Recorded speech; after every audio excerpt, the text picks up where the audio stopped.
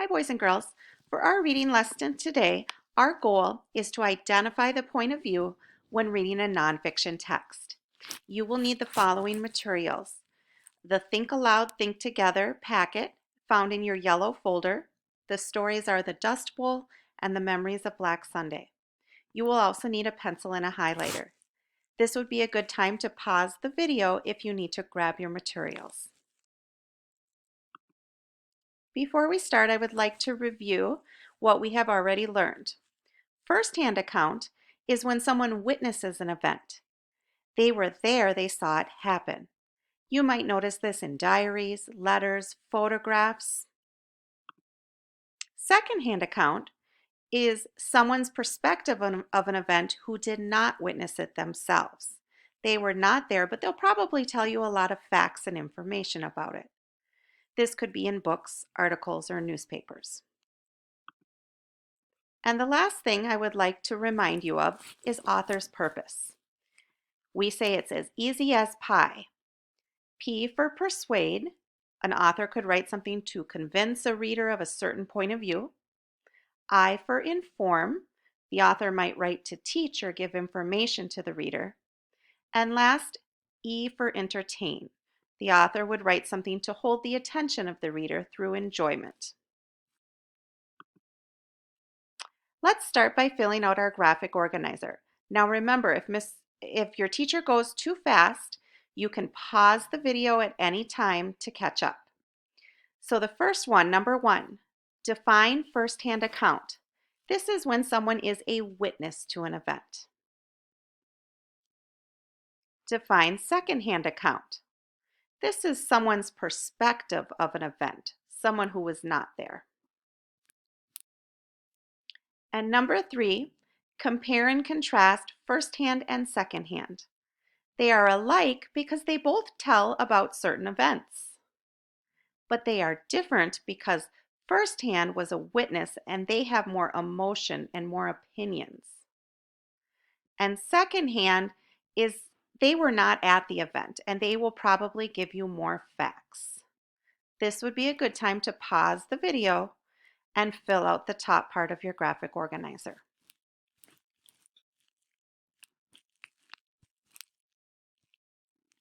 Now we are going to read the article, The Dust Bowl, and we're going to decide, is it first-hand or second-hand? What was the author's purpose for writing it? And then we're going to identify how the account influences our understanding. What does it give us more information about? So follow along as I read. The Dust Bowl is an area of the United States that was ruined by terrible droughts and dust storms in the 1930s. Things were especially bad in five states in the southern part of the Great Plains: Colorado, Kansas, New Mexico, Texas, and Oklahoma. Years before, this area was filled with grasslands that fed cattle and buffalo. But as the buffalo were hunted and the cattle moved on, the land was dug up.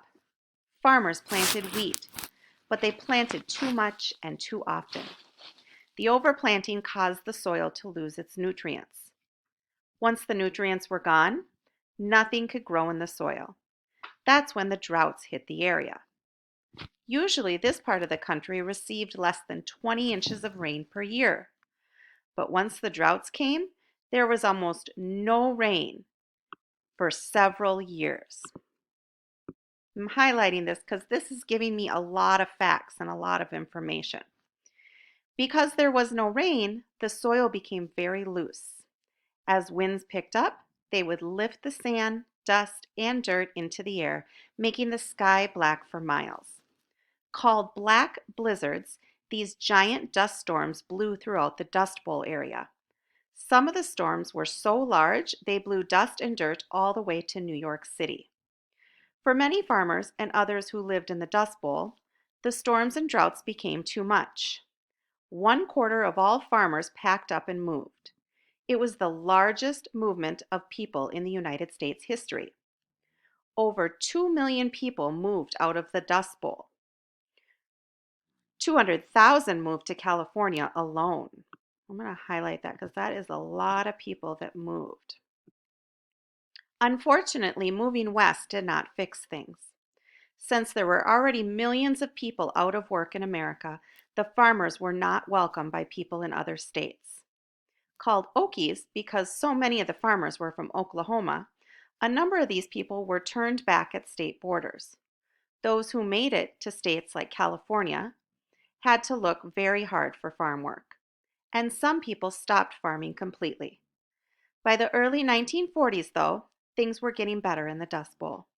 The federal government showed people how to farm in a way that didn't hurt the soil.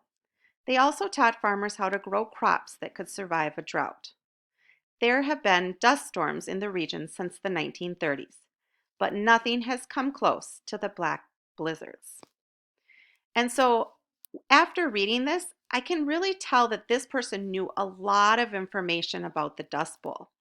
It wasn't a lot of personal information, there wasn't a lot of opinions and emotions in it. It was a lot of factual information. So, what I'm thinking is that this was written in secondhand. A person who was not there and did not witness it, but probably did a lot of research on it. So, most likely it was written to inform the reader. And because this text was secondhand account, I learned many facts and lots of information about the Dust Bowl.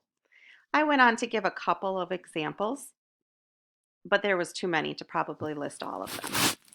This would be a good time to pause the video and continue filling out your graphic organizer.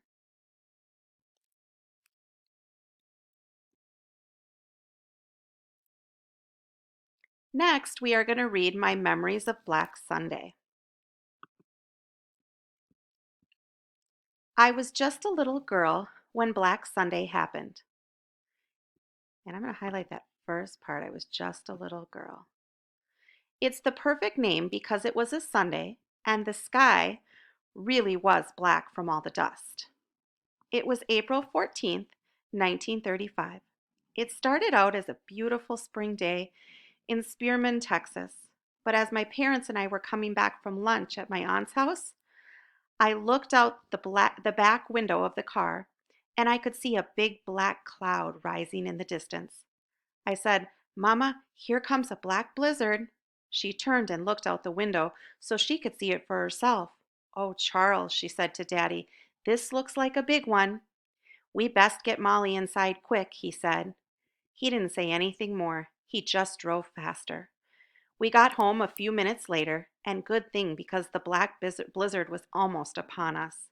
It looked like a it looked like a giant black wave rolling in the sky. Wow, this person really remembers what it looks like. As soon as we got inside, Mama and Daddy started hanging sheets all over the windows. But before the windows were covered, everything went dark. Daddy lit 2 lanterns so we could see. As Daddy finished covering the windows, Mama got some damp cloths, one for each of us to hold in front of our mouths. Now, someone might not even know that unless they actually were there and experienced that. She said the cloth would keep us from breathing in the dust. I guess it helped a little, but I could already feel the dust on my lips even though we were inside. That's when Daddy said, "I've got to get to the barn to check on those cows. Clara, I need you to stand on the porch and wave a lantern back and forth so I can see my way." Then Daddy went out the front door, and Mama and I followed after. The two of us stood on the porch, and Daddy disappeared with his lantern into the blackness. Mom and I couldn't hear anything except for the sound of the wind and dirt hitting the sides of the house. Mama started to wave her lantern back and forth, but there was no sign of Daddy for a few minutes. He finally made it back, telling us the cows were all right. 15 minutes later, the storm passed. I remember everything about that day. I can still feel the dust and the grit in my eyes and in my mouth. This person knows exactly how it felt. It was more than 70 years ago, but it's like yesterday to me. And I think even the title, My Memories of Black Sunday. So now we're going to fill out our graphic organizer. This one was definitely written in first person. You can really tell that this person was there and they experienced it because they talked about how they felt, what they saw, what they heard. even down to the dust on their lips. The author's purpose is written to entertain us and really tell us about that event. And so, because this was the first account, I learned what it felt like to experience the Dust Bowl. Here are some examples I gave from the text. I remember clouds like a giant black wave rolling in the sky. Everything went dark. A damp cloth over our mouth. So, those were just some of the examples I listed. This would be a good time to pause the video and record the information on your graphic organizer.